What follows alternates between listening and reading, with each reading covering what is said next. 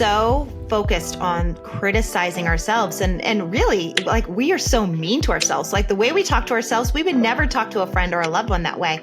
Or even if you're going through this journey, I mean, healing, like you said, it's a long journey, and it's, it's a consistent piece of work. But like, if you are talking to a partner or a friend or someone in your life that's close to you about it, and they point out to you, I feel like sometimes we almost double down on that meanness to ourselves. Like, if they're you're being really negative, or you're talking really poorly to yourself, it's like, you don't want that outside criticism. This has to be an inside job. It's almost like any sort of recovery. We have to choose to walk this path alone, because it's not going to change if we don't do it ourselves.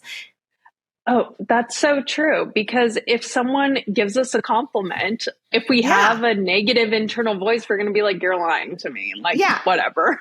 That I've noticed that happens to me a lot. So it's so true. We need to really start. It really needs to come from us and so you can start building a more neutral narrative at the least. It doesn't have to be positive. I mean,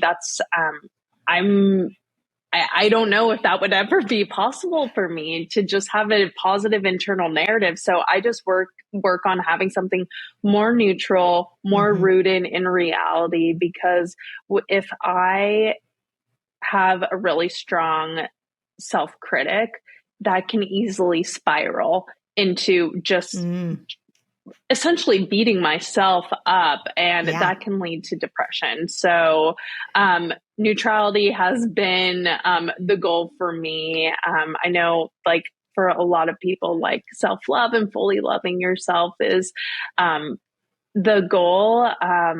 But it's I'm right now where I am, I'm still working on self-acceptance.